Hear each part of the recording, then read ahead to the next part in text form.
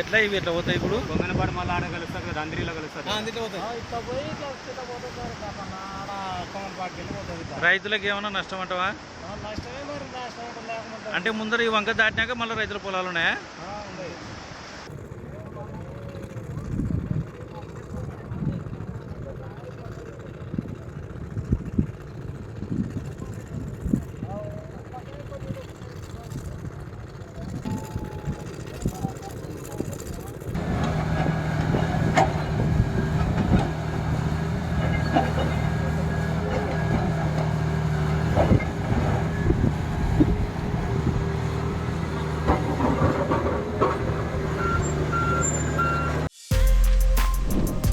For more videos like this, subscribe Big TV channel.